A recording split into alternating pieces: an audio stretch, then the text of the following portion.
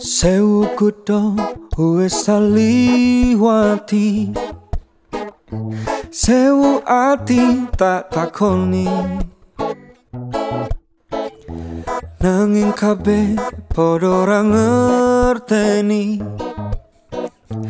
lungamu nang endi. Pirang taun anggonku goleki seprene durung bisa nemoni.